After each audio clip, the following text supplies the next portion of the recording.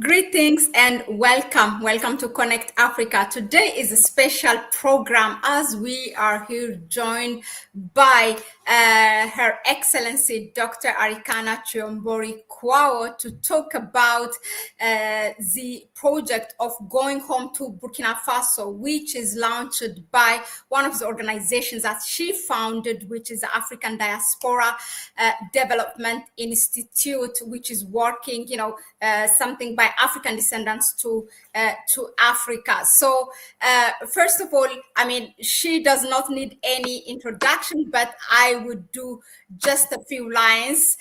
Welcome. Thank you, my dear daughter. Thank you for the great work that you're doing, and thank you for having me. All right, thank you. No, it's a pleasure and an honor to have you here. So, Her Excellency Dr. Arikana Chihombori-Quao, she's the founder, president, and chief executive officer of ADDI. Also, Her Excellency is a medical doctor, having practiced medicine for more than quarter of a century, for more than 25 years. And she's also, apart from ADDI, she's a founder of and owner of medical clinics. She's a diplomat, she's a public speaker, she's an educator, and she's an entrepreneur. But for us, I think before any revolution started in the Sahel states, she's the one who shed light on France's exploitation in Africa, which costed her a lot of things. But I think, at least for me, that's how the revolution started, and that is when the name Mama Africa has been given to Her Excellency. So she's also known as Mama Africa. So without further ado, let's go. Why Burkina Faso? What is going home? It seems a fulfillment of what the great Marcus Garvey has started in that organization of UNIA. But tell us about it and why Burkina Faso. Well, let me start by saying what is happening in Burkina Faso is a revolution that is way past due. What is happening in Niger and Mali is a revolution that is way past due.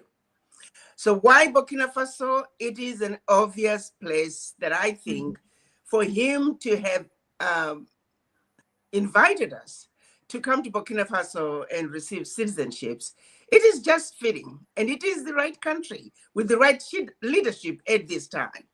When you look at all the African leaders that we have today, President Traore, he is thousands of miles apart from the rest of the African leaders.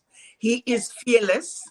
He is doing what should have been done decades ago when we attained our independence as African leaders. How on earth in 2025 we could still be sending our bank reserves to France? We could still be making sure that our African companies are second class, are third in line when it comes to benefiting from our natural resources. In 2025, French companies are still mining in African countries, and African countries are lucky to get 10% royalty. Why are we bleeding our wealth to the Western world when our people need that wealth to fund our education, to fund our healthcare systems, to create jobs for our youth? It is the most ludicrous thing that could be happening in 2025. Why is that our leadership is not seeing how wrong this is?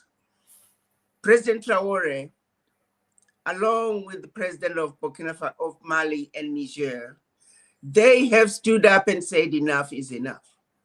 So for those who choose to tarnish those three countries as the leadership having been attained through a coup, I want you to think again.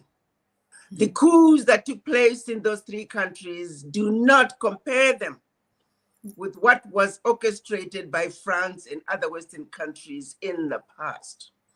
Those coups were intentionally done to overthrow those leaders who wanted to do something about what was going on wrongly in Africa. They wanted to right the wrong. And for that, they paid a price of being either assassinated or being overthrown. The coups that took place in Niger, Mali, and Burkina Faso, those are not coups. Those are revolutions where a young man, 36 years old, stood up and said, enough is enough. I am willing to sacrifice my life. I am willing to sacrifice everything I have in order to do what I can do, play my part in righting this wrong. President Traore has sacrificed everything. He is leading in the manner that Africa should be led. We need more leaders like President Traore.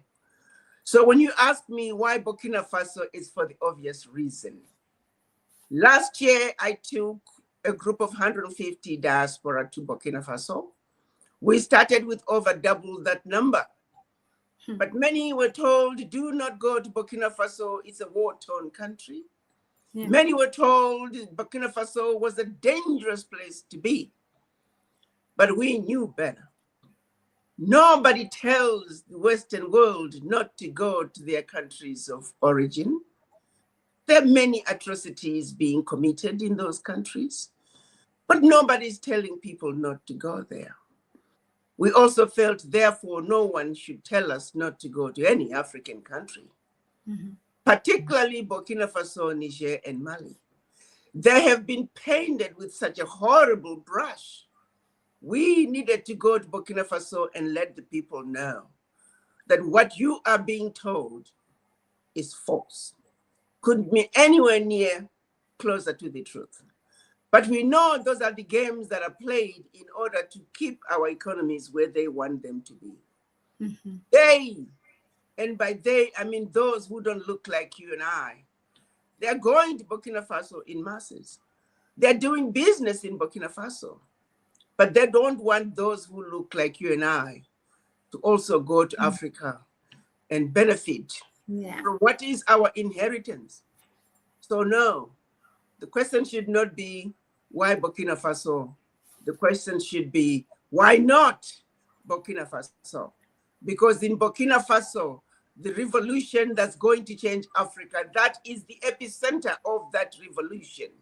And we as Black people in Africa and around the world, we have a responsibility to support President Ibrahim Traore. We have a responsibility to let him know that he has over 300 million army of African diaspora behind him, in front of him, besides him. We are surrounding him with the support and love that he needs to continue to lead us to the promised land. That is why Burkina Faso. Thank you very much. I still stick to my question. If I didn't ask, then all this knowledge or information will not be told. So then one of the things, whenever we here also at Connect Africa, we pretty much follow on a daily basis what's happening in the Sahel states, because no mainstream media, unless it's a negative or terrorism attack or whatever, they will not report it. So for myself, I took up on that duty and I tried to bring and shed light what's happening there. And one of the things that I get often a question or comment or a suggestion from my audience is that how can they be part of the development that is taking place in Burkina Faso? I know that 80 days, this will not be the first trip. As you said, you have been there a year ago. So how can they take part? What are the requirements? Basically, and what are the opportunities? Yeah. The offer for citizenship has been offered to the ADDI members. The president is very grateful for us having come to Burkina Faso. In fact, he was shocked that many people could come to Burkina Faso in spite of the negative messages coming out of the Western world about Burkina Faso being a very dangerous place to visit. So that's his way of thanking us for having come to Burkina Faso, for having taken the initiative to then let the world know that Burkina Faso is not what it is being painted to be. And this offer is for ADDI members.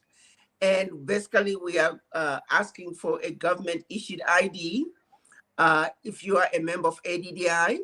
And we are going to be sending the list of people that we are going to recommend for membership, for citizenship. We will be sending that list to the president. That's what he asked.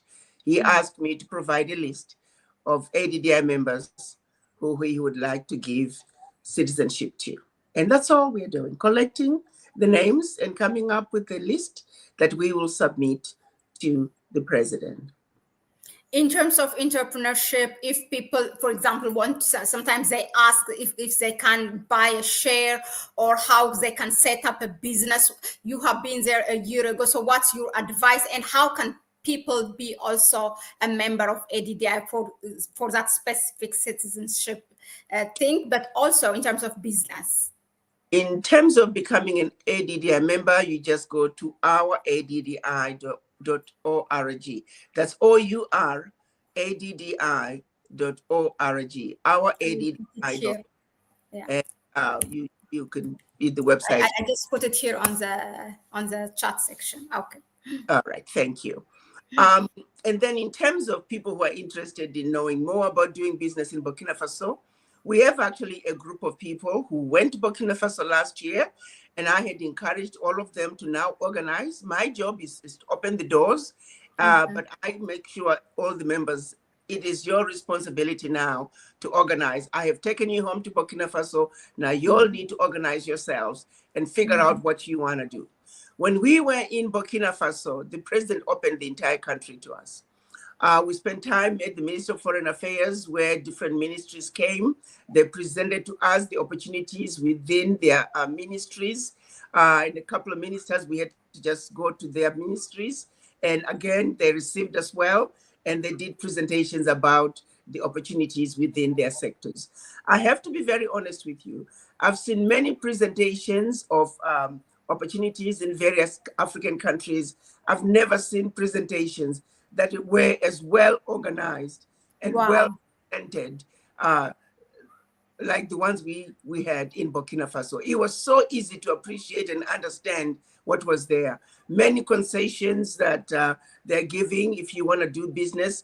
They have different levels depending on the cost of the project. It was very organized. So the team that is now regrouped since our trip to Burkina Faso, they are working on getting us settled in Burkina Faso. And one of the things that we are going to have is an integration center, a center that we are going to say, if you want to come to Burkina Faso, there will be people to receive you, people to show you what's available. I don't encourage anyone to just rush and go and invest. Go to Burkina Faso, go see what is there, take your time, understand the terrain.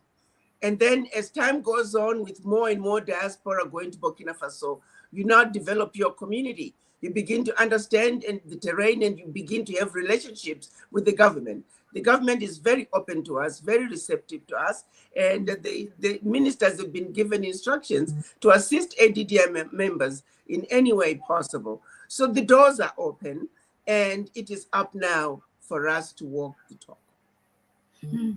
Thank you. So you have all listened. So all you have to do is, in terms of citizenship, go to ADDI and check our addi.org website and all information. I have seen it today also. I logged in to the website. It's very easy. It answers all the questions, you know, how, when, what. It's very, very well organized information is available in the website.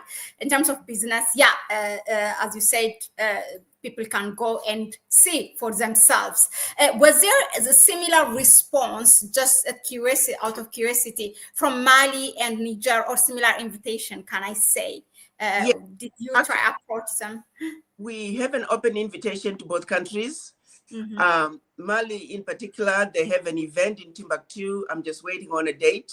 So we're looking forward to going to Timbuktu, Mali, this year. So yes, the three countries, we have an open invitation. All right, now that's good. Now, what came to my mind as I discussed and as I listened to you, this was that the African Union it has this program of counting the African diaspora as the sixth region or fifth region. Correct me if I'm mistaken. Sixth region. Sixth region, yeah, because there is also Central Africa, right? But nothing has really, in terms of practicality, has materialized, and we hear a lot of African descendants who took in that process really their disappointment. And now we see that with the Sahel states, and particularly Burkina Faso and Mali and Niger following step, how easy it has been, and actually quite a handful of other African countries. Ghana just did it for 500 African descendants, granting them a citizenship. What is so difficult, really, for the African Union? I mean, when you compare it, because you were also the ambassador of African Union to the United States, and now that you see it just being materialized by one head of state or by one member country. So what was the problem, and what is your reflection or your view on this? Well, let's say, with all due respect to the African Union, I know we don't have a leader right now, a leader who cares. That is one thing, one part that has been missing. But even with a good leader at the African Union, what people don't realize is African Union doesn't have sovereignty. African Union cannot give citizenships. Even if African Union was to come up with a decision that says all African countries must have a pathway to citizenship for all people in the diaspora, that decision still needs to go to the parliament to be debated by the parliamentarians, and then to be adopted and approved by the parliament and the government.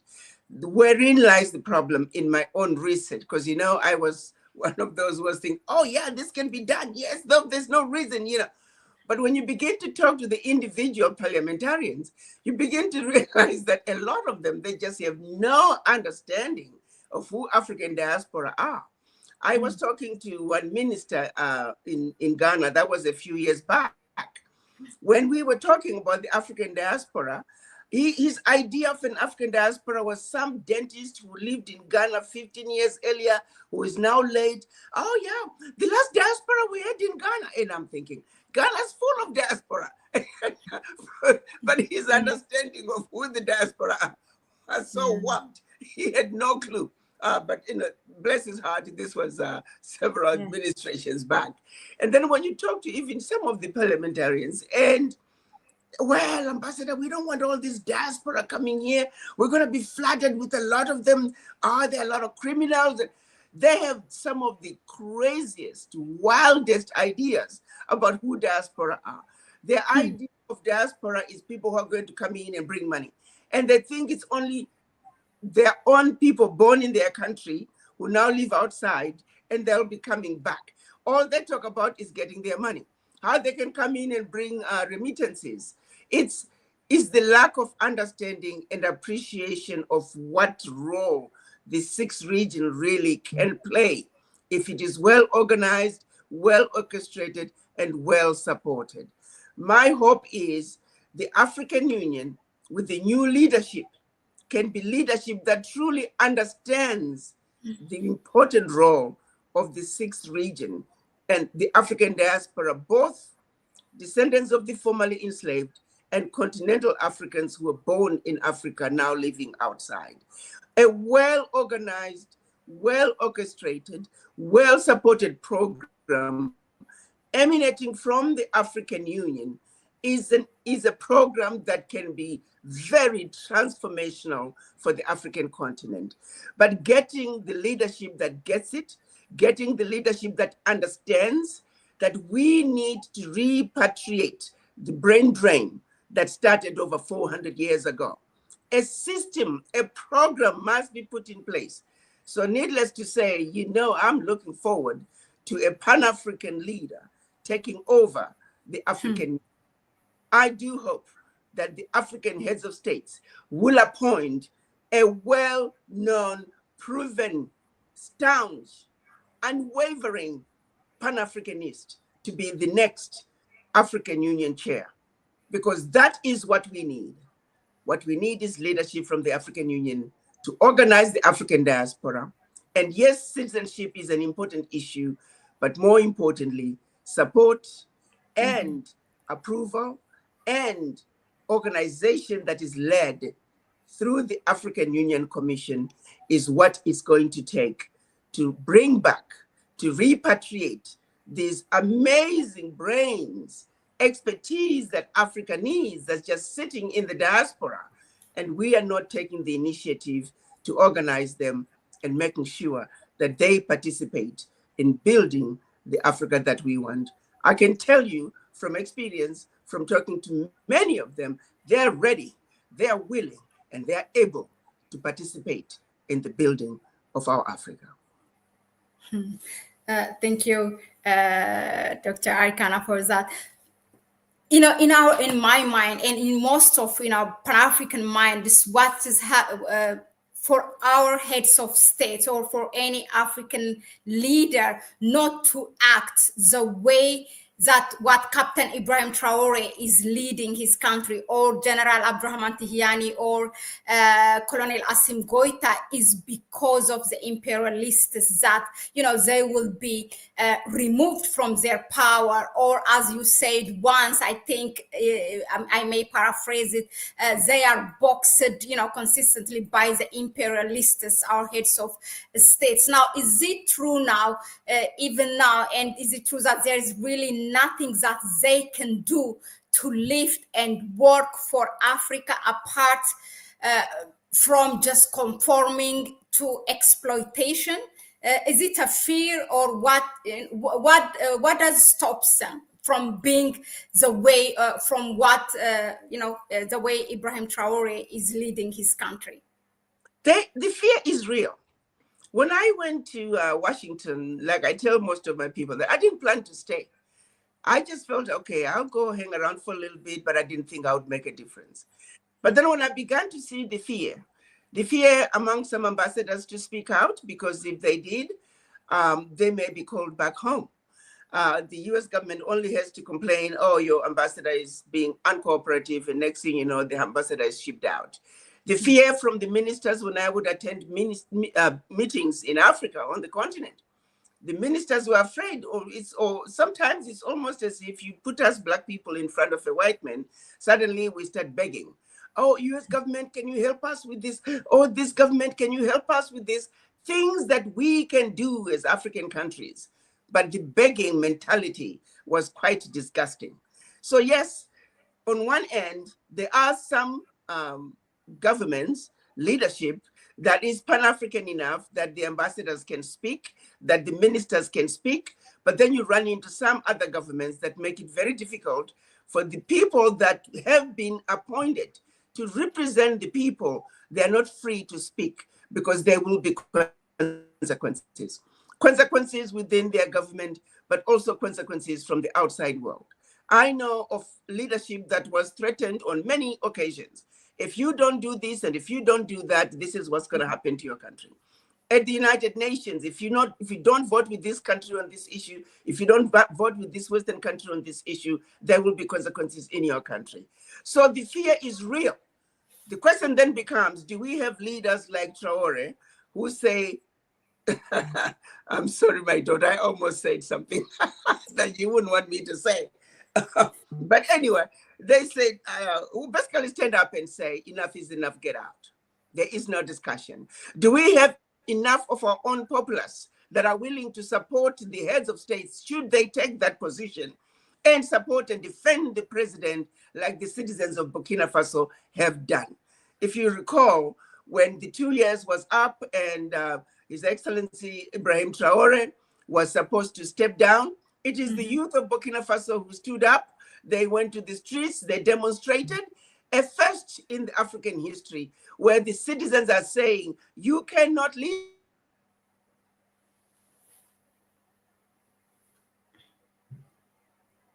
It looks like we'll...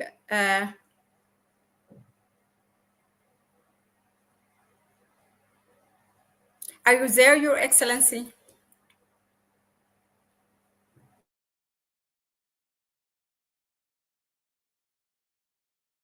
Perhaps something with the connection. Yeah.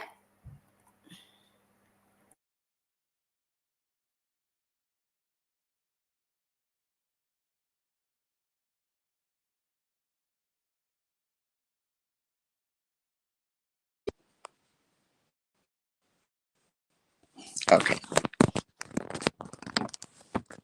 Okay. Can you hear me? I can't hear you. Let me come out. Yes, yes, I do hear you.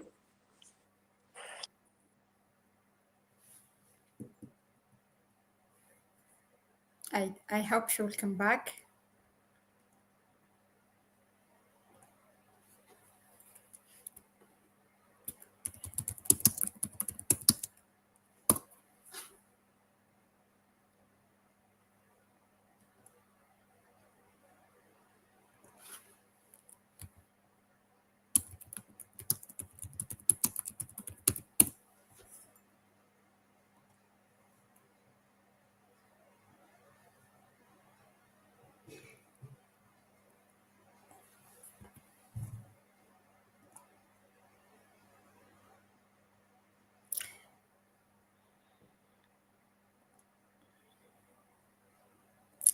So yeah, I see here all your comments. Thank you, all of you, for rooting, for tuning in. Okay, so can you hear me? I can hear you now. Very good. So just to remind you, you were saying it was for the first time in history, the youth stopped Captain Ibrahim Traore from stepping down. Absolutely. The youth of Burkina Faso, they took to the streets to demonstrate that their president must stay. Normally, when you see the youth demonstrating, they want the president to go. But in Burkina Faso, they demonstrated because they wanted the constitution changed so the president could stay. So the other African leaders need that kind of support, that when they stand up to do what needs to be done for their countries, when they stand up and say, you multinationals who have been exploiting us, siphoning trillions of dollars out of our countries, it's time to go. The people, the citizens, are ready to back them up and support them. So the fear is really there. The interference from the Western world is huge. That's why on my end, I am really happy with what President Trump is doing in terms of USAID. We don't need USAID in Africa. USAID, out of the trillions that are being taken out of Africa, we are getting crumbs in the form of aid. Africa does not need aid, and I'm glad USAID is going to be getting out of Africa. One, another reason I'm glad USAID is getting out of Africa, because the majority of them are CIA operatives who are there to infiltrate the countries in the form of giving aid. They have full access to go to the most remote parts of Africa in the name of giving aid, when their real mission is to infiltrate the governments and then always be there to destabilize the governments from one election to the other. Or if the president should do anything that they don't like, they are already there playing their dirty games. So now people need to understand USAID is not everything it's cut out to be. So while I may not agree with everything President Trump is doing, on this one, I support him 1,000%. USAID needs to get out of Africa, and they need to get out of Africa now. Good for you, President Trump, picking them up and calling them back home. They need to go back home and stop playing dirty games with African governments. True. Yeah. Now they need to figure out how they are going to manage all the things that they are lacking, you know, that was coming from the USAID unnecessary. But let's see how they are going to step up their game. Otherwise, these hungry people are hungry, as Bob Marley said, hungry people, a hungry man is an angry man. So they really have to step up their game. You know, our leadership needs to take an inventory of what else is going out of our country. They need to stop the bleeding.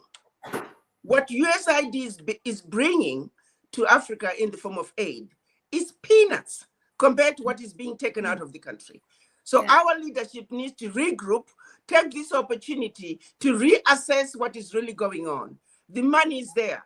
If I were to use an example of the uranium in Niger, the position that was taken by Niger to say the company that was mining the uranium, they kicked them out and said they're going to start mining their own uranium. That company was paying the government 80 cents per kilo, and then turning around and selling the same uranium at 200 euros per kilo. That move alone from Burkina Faso was able to go from benefiting $1 billion a year to 300 billion a year, because now they were selling their own uranium themselves to the world market. Those type of inventories need to be done. Our governments need to be serious about leading us. They need to make sure that, to the same extent that President Trump is saying America first, we too must say Ethiopia first, Egypt first, Nigeria first, and at a certain level, Africa first. Exactly. That's how we should manage. So yes, let's take the bold moves that we can see from President Traore. Let's now apply that to all of the continent. Africa first. Our leadership must send a resounding message to the world. United, one voice, one heart, one mind. Let's send a strong message to the rest of the world. Yes, Germany first. Yes, France first. Yes, America first. Yes, Europe first. We too are saying Africa first. That's the way the game should be played. It should be an equal playing field. We also have a position to take. We also have something they need. But let's negotiate fairly, let's trade fairly, and let's look for Africa first. Yeah, and we have a great example of the Sahel states, how they are leading. All they have to do is just to work by their example, how they completely cut out themselves from this neo-colonialism. But the irony is that, as you know, and I know also, they are banned because of the revolution, or as they call it, a coup, by the African Union, and they have just that observed. They are alienated as opposed to, inviting them and to be honest, it's a useless organization. What does the membership do for them? Totally useless. They are better off without being part of the African Union. What are they getting? It's a useless entity. Until we have the proper leadership, what's the point in belonging to a useless organization? So that is actually a joke. Secondly, the African Union need to reassess their definition of a coup. You see, you can't equate the coups that got rid of Kwame Nkrumah, the coups that occurred to get rid of Patrice Lumumba, Thomas Sankara. You can't compare those coups with what's happening in the Sahel nations. That is a travesty. That is ignorance of the highest order. So African Union needs to reassess its definition of a coup. The Sahel countries, Burkina Faso, Niger, and Mali, they must be celebrated because they are doing what our Pan-African fathers wanted to do when they met in Addis Ababa, Ethiopia, in 1963. The creation of an Africa that was united, an Africa that was that had a single military, an Africa that had a single currency, an Africa with a single monetary policy, an Africa with a single central bank. That's what we're talking about. And that's what the Sahel nations are creating in their own little way. My hope is we get more countries to join the Sahel nations so Africa can complete the unfinished business that was started by our Pan-African fathers. African Union should celebrate those three countries, but instead they kick them out. Well, guess what? They don't need to belong to the African Union anyway until African Union is a true functioning entity that is truly representing our people like our Pan-African fathers meant for it to do. So now I think it's a good thing they're not part of the African Union. They don't need that stupid organization that is totally useless at this point until we have a proper leader. Yeah, true. Very true. So I'll just leave it there and for us to reminisce it. Your Excellency, I cannot leave you without asking this. After I started to follow up on what's happening in the Sahel states, and I always say that every African country, every member state needs its own Captain Ibrahim Traore, its own Colonel Assimi Goita. Now, thinking what is going on in Central Africa or in the Eastern Africa, you can call it, in DRC, Democratic Republic of Congo, I have a wish that from somewhere that they get their own Captain Ibrahim Traore, and that this more than 6 decades conflict to loot their resources somehow will come to an end. What is your view? Well, I think Congo, DR Congo is, you could almost say it is the richest country in Africa, and those riches are now becoming a curse. There are so many multinationals in the Congo doing illegal mining. Like one of my videos, I talked about seeing 747s in the jungle, tarmacs in the jungle for these planes to fly into the Congo, pick up the minerals and fly right out. DR Congo, it is a very difficult battle to fight.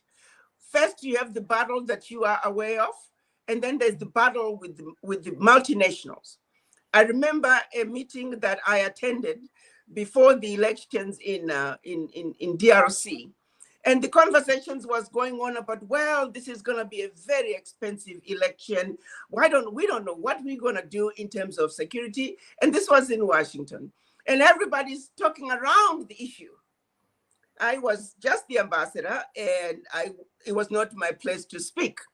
But as I listened to the nauseating comments that were coming from everybody, including the delegation from the African Union, my question was, why is it that we are not hitting the nail in the head? Why is it that we're talking about the monkeys and squirrels in the room, and nobody is willing to talk about the 10,000-pound gorilla in the room? So I requested for time to speak. Permission was granted. And I thanked the moderator of the meeting. I thanked them for caring about the people of the DRC. I thanked them for calling the meeting so we can discuss how elections could be held safely. But then I wanted to know that we are all fully aware of who the real perpetrators of what's happening in DRC are. It's the multinationals who are benefiting from the instability, who are benefiting from the wars, who are benefiting from the exploitation. So while the government is busy fighting all these wars, they're busy siphoning their wealth out of DRC. What is being done? That was my question. What strategy do we have? We have discussed various strategies about various issues, but what strategy was being put in place to address the multinationals who are creating havoc in the Congo to their benefit because they want the minerals that DRC has? What was the strategy in place to make sure that we foil the plans that these multinationals have? Because in my humble opinion, they were the invisible hand that was keeping chaos going on in the DRC, and we are not talking about them. The response was, Ambassador, they started shuffling papers. That's how the meeting ended. My question was not answered. The truth of the matter is, we are not addressing the 10,000-pound gorilla in the room when it comes to DRC. The real perpetrators are not being called out. Those perpetrators who are benefiting from illegal mining in the DRC, they need to be called out. And yet no one is talking about them. In my humble opinion, when we start addressing them, when we start addressing the invisible hand, when we start following the guns, follow the money. There is no gun manufacturing plant in the DRC. There is no gun manufacturing plant in the entire of Africa, and yet DRC has endless supply of guns. If you want to know what is really going on in DRC, follow the guns, follow the money, and there you will find your answer. Yeah. Last, powerful, that one. Because many say, oh, DRC is a very complicated issue. You cannot, but yeah, there you have it. So I will just leave it there. Last but not least for this session, for myself as a Pan-African and having this Pan-African media platform, and for many others who are thinking the same and having the same opportunity like this kind of platform, how can we support the Sahel states? What can we do more? And in terms of, what you are doing, ADDI is doing also with Burkina Faso and the rest of the Sahel states. How can we do more? Because we want to do more, apparently. Well, I think you're already doing a lot. What we suffered from for centuries is ignorance of what was really going on. The average African, the average even citizen of the world nowadays, they just really don't understand the intricacies of how things work. But now with what you're doing, educating our people, the reason we're having the revolutions taking place in the Sahel is because the young people now know the truth. Yeah. They have now been empowered to stand up armed with knowledge and facts of what is really going on. So we continue to speak the gospel of Pan-Africanism.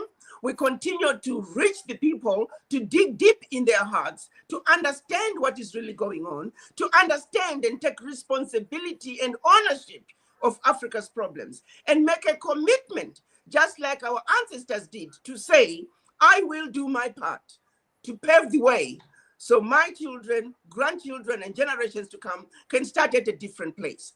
I always ask people, when your child, your grandchild, 20 years from now, is coming to you to say, grandmother, grandfather, there were issues with Africa. What did you do? What is your answer going to be? I continue to be scared. I continue to keep my tail between my legs. I continue to say, yes, sir, yes, ma'am. I continue to turn another cheek. Or are you going to tell them that we got together with my brothers and sisters, we organized, and this is where we are today. And this is where you need to pick up to fight until victory is ours. We may not live to see the end, but we need to leave our children on a trajectory of winning this war, because victory is a must. Victory is an absolute must. And so when we are armed with knowledge, it becomes very easy. You still see, for example, in my case, living here in the United States, you still see people who say, but where is Africa? Africa doesn't need me. There's nothing there for me in Africa. And then there are others who want to have this mentality that they're better than the Africans. They think they're going to Africa to come save the Africans. No, you're not. Africans don't need saviors. Africans are quite fine where they are. They need people who come to Africa understanding that they are going to Africa because they're going home. It is the right thing to do. When the children of Africa were taken and enslaved, all they ever wanted to do was to go back home.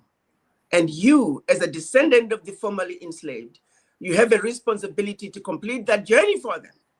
So when you go to Africa with that understanding, with that spirit of going home and completing the journey that your ancestors started, that is the African who's ready to change Africa.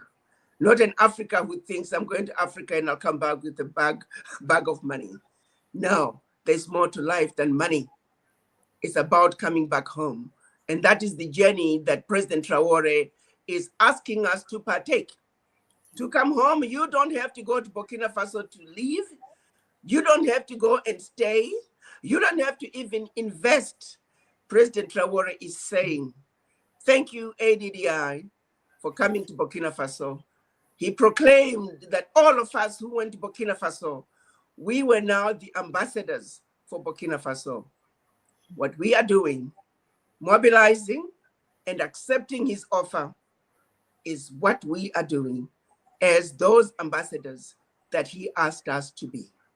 President Traore, to the same extent that he is revamping his country and taking back what belongs to the people, he's also looking out and understanding that this is what Thomas Sankara wanted.